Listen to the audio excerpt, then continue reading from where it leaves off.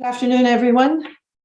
Welcome to the Mustard Seeds Community Forum. Our presenters today are Bob Maynard and Melanie, let me sure I get this right, Magnenat of Eastside Baby Corner, Westside. And they are going to tell us today all about their work with young children. Bob is a retired U.S. Air Force intelligence officer with a passion for helping kids who live in poverty. He worked as a grant writer for 12 years, including 6 with Eastside Baby Corner. And together with his daughter and a cousin, Bob co-founded the West Side part of Eastside Baby Corner in 2016. Melanie is the program coordinator for West Sound, Eastside Baby Corner. And as a former provider, partner, and recipient, she has seen and felt the impact that EBC has had on those they serve. Melanie was raised in Kitsap County and earned her bachelor's degree from Western Washington University. She lives in Bremerton with her husband and 2 boys. At the end of the presentation, we'll give you a little update on what's going on at the Mustard Seed and also talk a little bit about upcoming community forums. But for now, I would like to pass the control of this meeting to Melanie and Bob. Welcome and thank you. Thank you. Thank you so much for having us. You can all see my PowerPoint. Yes, thank you. So at Eastside Baby Corner, here we're located in Bremerton off of Highway 303. And we're helping children meet their full potential tomorrow by meeting their basic needs today. And we do this by working with a network of provider partners, and I'll define those terms and talk about those in the presentation. First, we're going to hear a little bit about the founding from our founder, Karen Ridlon.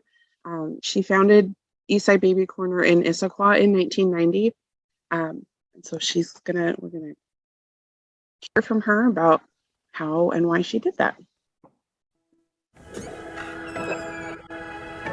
Welcome to the community home of Eastside Baby Corner and our Central Issaquah Hub. Come on in.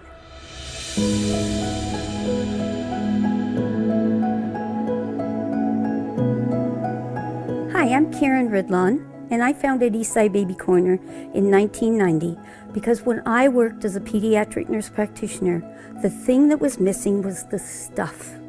It broke my heart to see parents who were struggling to provide formula so that their babies could grow, who were struggling to provide warm clothes, toys, which are the essential tools children use to develop and learn, a safe car seat, dry diapers.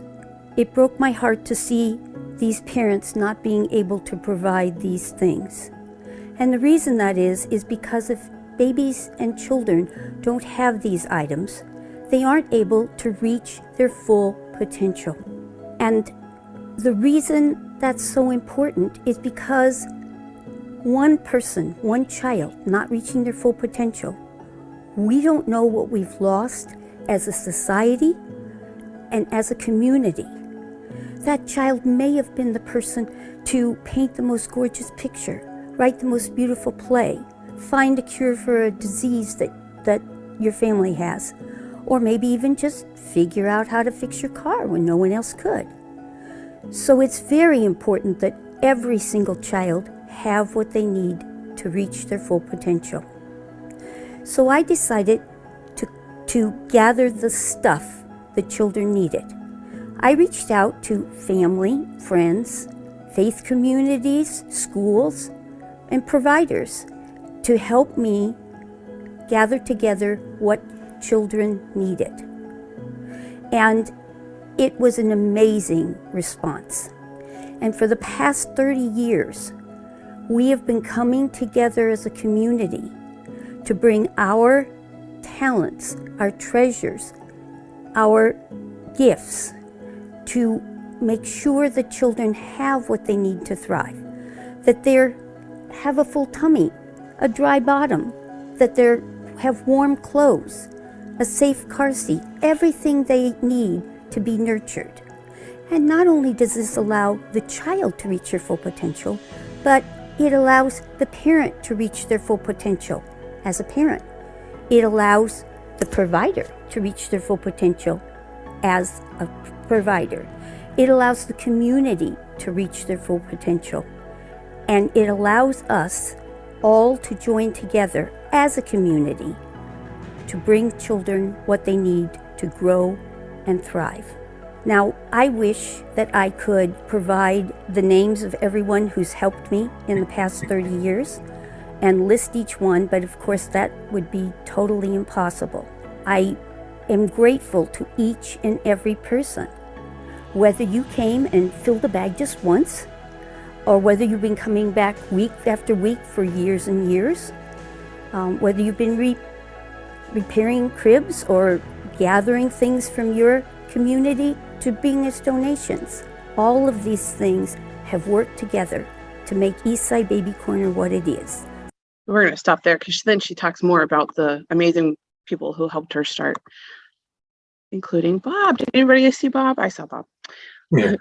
So as she talked about, one of the things that we want to do is to help relieve the parental stress and help those children grow and thrive at their full potential, at the best that they can. So in these pictures here, you can see some of these kiddos getting some items that their providers, that their caseworkers, their teachers, their counselors, whoever it is that they work with, has ordered items through Eastside Baby Corner's online system that we have with them, and they're delivering these items to these families. So we have some really excited kiddos in these pictures, and it's always fun. And you can see the relief that these families are feeling. You know, they're getting those items that maybe, you know, they couldn't afford otherwise. I don't know if you've checked, but pack and plays are not cheap. You know, that big giant bag of clothing, there's a lot of stuff in there, and yeah. One of the things that we're also very passionate about is helping the helpers. And what that means is we help our network of provider partners, you know, those caseworkers, those teachers, those counselors, we help them get that stuff to those families so that those families can know that those are people that they trust. And that's a really important component for those families to engage more fully in the programs that they're involved in. The move to Westtown. So Bob's going to talk about the move that inspired the opening of the Westtown location. Thank you, Melanie. I was a grant writer. I actually had a grant writing business when I lived in Kirkland and wrote grants for Eastside Baby Corner from 2012 to 2018, so over the 6 years, as previously mentioned. And it was a business that I started with my daughter. You can see her picture on the left. And we were really enthusiastic about the model that Eastside Baby Corner provided. And you heard about that model from Karen. So when I moved in 2014 from Kirkland to Gig Harbor, my daughter and I had been attending a luncheon, fundraising luncheon at Baby Corner, and one of the keynote speakers had quite a bit to say about the success of that model. And he said, basically, why isn't there a Baby Corner everywhere in this state? And my daughter and I looked at each other and said, why not in West Sound? Because she was living in Gig Harbor as well. So we said, we combined our efforts with Beverly Kincaid, whom you see on the left in the photo on the left. She is well connected in the Kitsap County area. And we talked about how we would like to start a West Sound version of EBC. So we worked with the board of directors at EBC, convinced them that what we were trying to do was the right thing, convinced them that they could financially support us as we kicked our effort off in the spring of 2016. So we support, as you can see in the middle, we support a tremendous amount of people in the area that we cover, which is from the Hood Canal Bridge to the Tacoma Narrows Bridge. And we serve children basically from birth through 5. And I think that you can see in the picture in the middle, that's a volunteer who's putting sorted clothes into the bins, which we may recall are exactly like the bins in Issaquah. You can also see on the right, a Rotarian contacted me about getting brand new bikes for kids at Christmas. And you can see the result. There were at least a dozen bikes that we were able to provide to the children during Christmas. So also, I guess, Melanie, that's an opportunity for you to take over from here. Or am I going to do your next one? Okay, there you go. Yeah. So this kind of breaks down the model that we've touched on. We haven't gone fully into it. So as the EBC supporter, the person who is donating goods or donating a gift of money, we take those donations into the hub, and they're sorted, and we do safety checks. We make sure that everything is working properly. And then they're sorted and put away into the bins. And then the houses in the middle that you see here, these are the different partners that we work with. So we work with schools, primarily in West Sound. We're working with early childhood education programs. So Head Start, ECAP programs, early childhood education assistance program. Currently, we also work with Holly Ridge Early Intervention. We also work with the Peninsula School District. We work with all three of their ECAP programs, they're now out for the summer. Our other two locations also work with food banks. They're working more with school districts in the schools. We also work with Peninsula Community Health Services and their medicals. And so what they do is they're interacting directly with the families and learning what they need and those kinds of things. And then they can go into our online system and request those items from families or for the families. So then we get those orders, and then our volunteers come in and they fill those orders. And then every Thursday, all of those providers that have asked for those items will come and pick those items up and then deliver them to their families. And that's all done by computer, isn't it? It is. So we get all of those orders electronically. And so this is one of those components of helping the helpers. So in these two pictures, these people represent two different organizations that we work with, and they are picking up orders on a Thursday. This picture on the left, this is Mac. He works with Kitsap Immigrant Assistance Center, and he is a volunteer for them. He comes, he's one of several people that come each week to pick up the orders, and then they deliver them directly to families at their homes.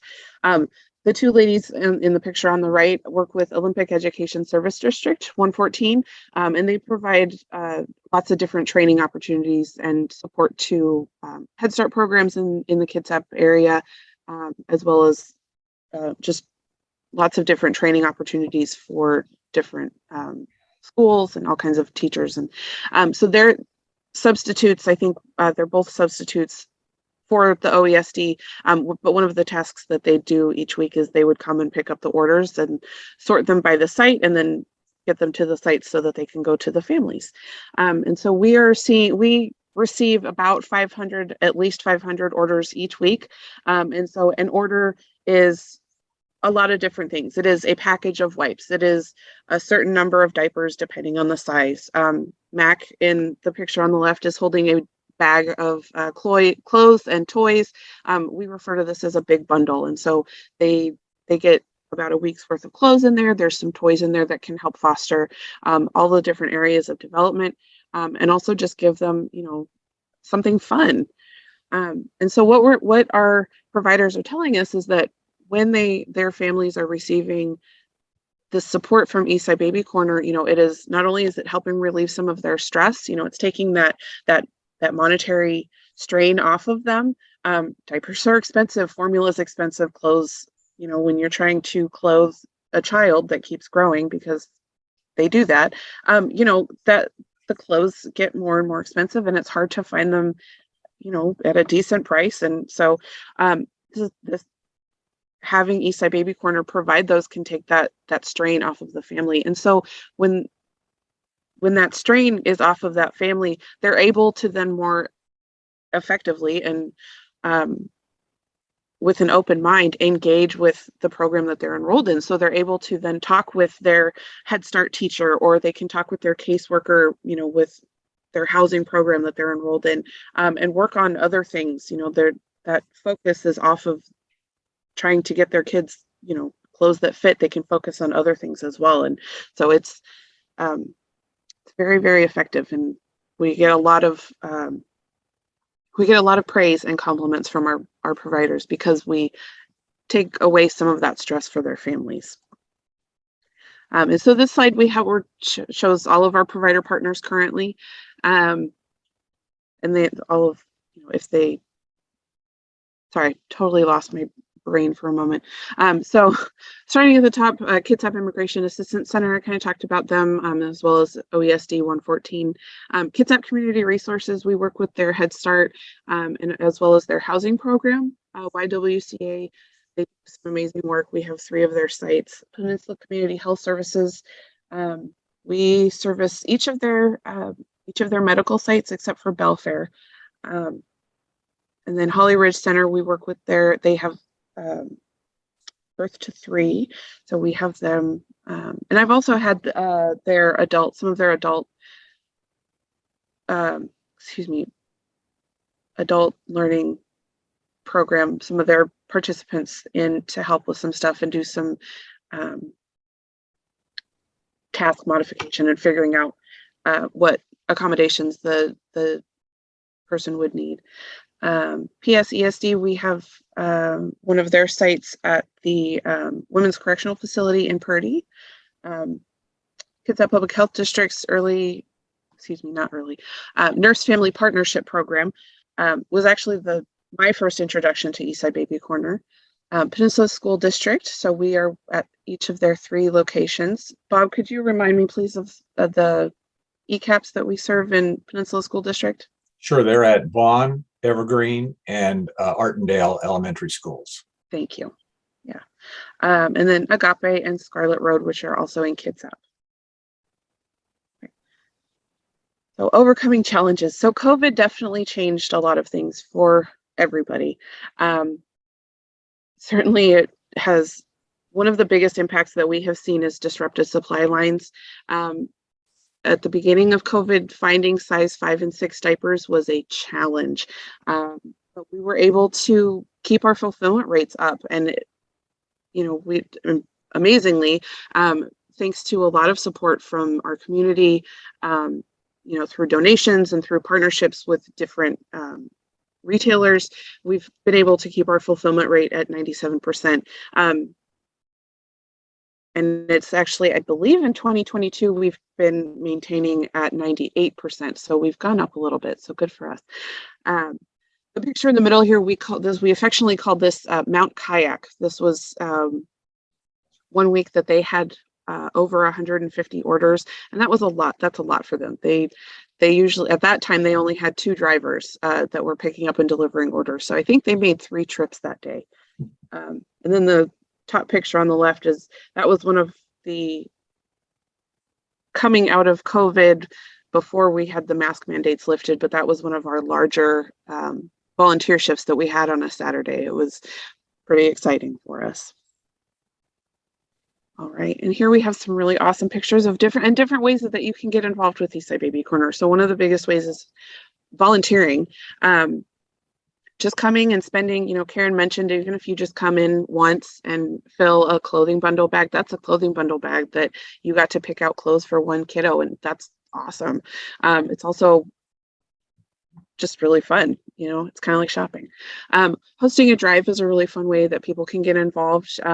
The 2 pictures on the left and in the middle, these were 2 separate drives that some different people did. The one all the way on the left was the Kitsap County Prosecutor's Office 2 years ago contacted us and said they wanted to collect diapers for us. And of course we said yes.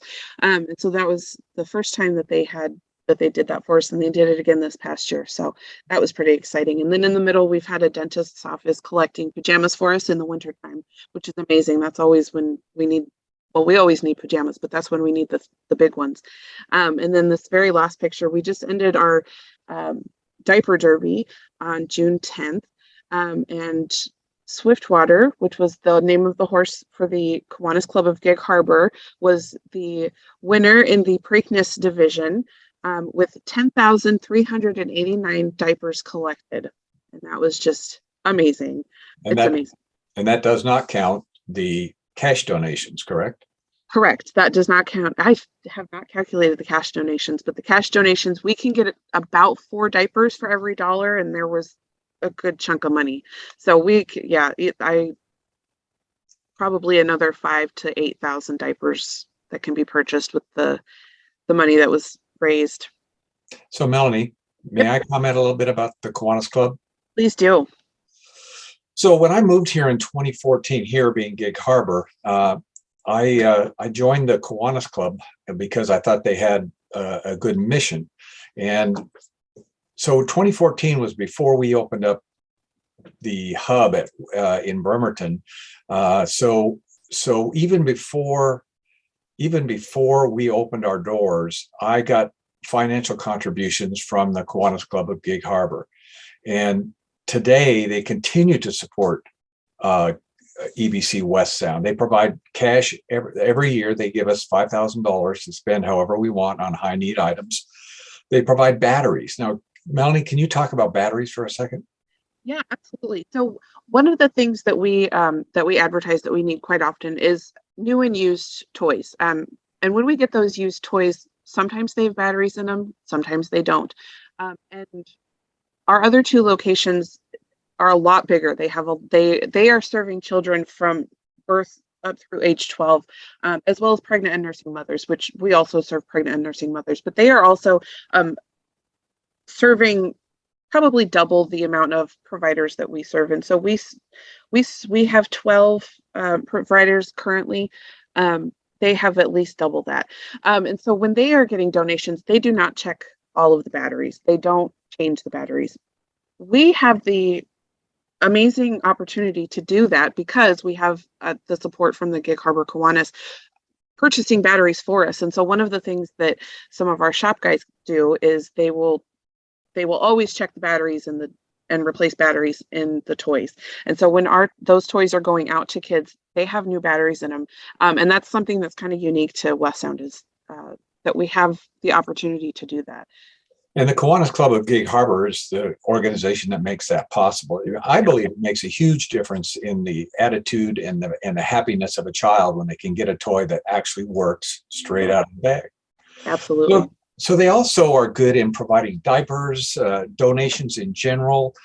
They do sorting of clothes. We have a drop-off point at Jim Bannon's Allstate office on Kimball, and we'll drop off a container full of unsorted clothes, and a Kiwanis Club member will come and take those, sort them, put them back in the bin, and then we'll pick them up and take them to Baby Corner. It's a huge, huge effort and a huge for time saving of our volunteers. Yeah. So, so that's pretty much what our club does, and it continues to really give us some wonderful support. Yeah. And not only, I mean, you mentioned so many things, but I want to also mention, I mean, you guys go shopping, you go shopping, especially for shoes. I know you have members that will make different things and drop them off, and just, it's incredibly huge. It's just huge. It's amazing the amount of support. Okay, over to you. All right. And I guess we can do questions.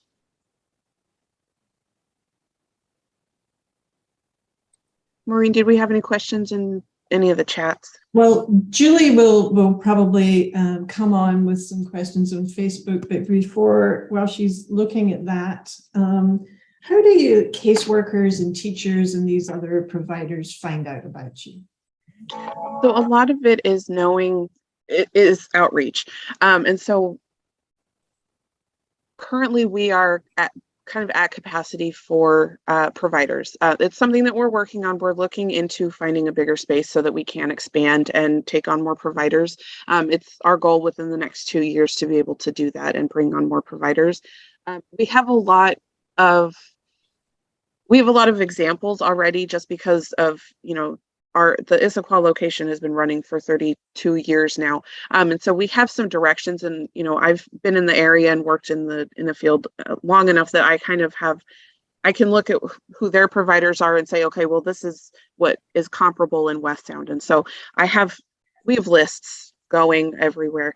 And we do get calls about, how do you become a provider? And so that's something that we try not to advertise just because at the moment we're not ready to take on more providers, but it is something we want people to be aware of for the future. Okay. So, but in the past, you have found them by taking out ads in the newspaper, or? It's kind of just knowing how our, that what the MOU says and knowing who is in the community. Bob, I was not around at the inception, but Right. I know Kitsap Public Health was one of the first providers that West Sound took on. Could you talk about that process? That was Sure. Actually, when we were formulating the plan to start EBC West Sound, we did an inventory, if you will, of all of the agencies that could be potential providers to EBC West Sound. So we interviewed probably most of them, and then decided on the ones that we thought were most appropriate. We didn't want to start out too strong, so we started out fairly small. But as you know, the numbers have increased almost exponentially in the few years that we've been open. But we had a good idea. We had a spreadsheet that identified them, identified what they did, who was a contact, and so that's how we came up with our initial cut. And those lists have probably been retained for similar looks in the future. Okay, thank you. And then one more question before Julie comes on. What is an ECAP program for those of us that are not in the know on that? So ECAP stands for Early Childhood Education Assistance Program. It's so at the very basic, it is basically Head Start. But it is state funded. So Head Start is a federally funded preschool program for 3 to 5 year olds. ECAP is a Washington state funded preschool program for 3 to 5 year olds. Okay, thank you. Yep. Julie? So we don't have any questions from Facebook just yet. Sometimes they come in later as comments, but I was really impressed by the 97 and 98 fulfillment rate for diapers, especially during COVID. That's really amazing because I know how expensive those can get. They can. And so, and that's not just for, that's for everything. That's for everything ordered. Oh, wow. That's, safety items, clothing, specific toy items. And the bulk of the diapers that we distribute are purchased through different grants that we have applied for, different funding that we have. But we are connected with the National Diaper Bank Network. And so we are able to get some diapers at cost, basically, which is how we use a lot of the grant money that we get. And I mentioned Diaper Derby. That's another, I'm pretty sure we've gone through all 10,000 diapers that Swiftwater brought in, unfortunately. But it's been a few weeks now. So but yes, it is very, very incredible that we are able to continually do that. Yeah. What are the reasons that we couldn't get 100% fulfillment? What are the reasons? Yeah. Sometimes, well, let's look at this week. If someone orders something or they request something specific and we don't have that brand, due to allergies or something, we won't distribute anything. So if a child is allergic to a specific brand of diapers and they can only wear a certain brand and we don't have it, then we have to cancel it. So that cuts into it. Sometimes we just don't have certain items. Like this week we had a wagon ordered. I don't have any wagons. It's because we run primarily on donations. We don't always have everything that is available for our providers to order. I always say that 85% of what we donate to the community comes from the community. Yeah. The remainder are purchases that we have to make for hygiene items, diapers, and those sorts of things. Yeah.